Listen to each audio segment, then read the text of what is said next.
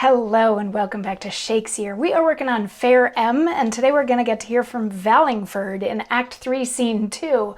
Now, we've got sort of two sets of love kerfluffles happening here. We've got the one going on with the nobles, and we've got the one going on with the clowns. And Vallingford is sort of on the clownish side of thing because he's after Fair M. On the noble side of things, we have Mariana and Lubeck who are together, but William wants to court Mariana, but he thought that he was going to like Blanche, but then he found her ugly, but she thinks that he's hot. So Mariana is trying to work this whole thing out to do a switcheroo on William the Conqueror, so that she's set up a time to meet him and said, well, and I should meet you in disguise because it'll be easier for me to get out of the city that way. But the intention is for Blanche to go and meet him. So Blanche and William end up running off together and Mariana can stay home with Lubeck. So that was sort of Act 3, Scene 1 that happened. Act 3, Scene 2, we've got Vallingford and we've got Mountney, and they come in at opposite sides of the stage. And if you remember, each of them has tried to go and court Fair M, but M is in love with Manville and not at all interested in either Vallingford or Mountney. So when Mountney came, she pretended to be deaf, and when Vallingford came, she pretended to be blind so that they would go away. And each of them were bummed that they weren't able to like court her, but then they were like, wait a second, this has to be him setting me up.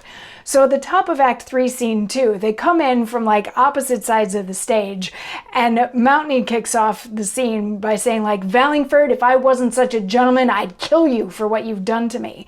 And Vallingford says, and Mountney, had not my revenging wrath, incensed with more than ordinary love, been loath for to deprive thee of thy life, thou hadst not lived to brave me as thou doest, wretch as thou art. Wherein hath Vallingford offended thee? That honorable bond which late we did confirm in presence of the gods, when with the Conqueror we arrived here, for my part, hath been kept inviolably. Till now too much abused by thy villainy, I am enforced to cancel all those bands by hating him which I so well did love.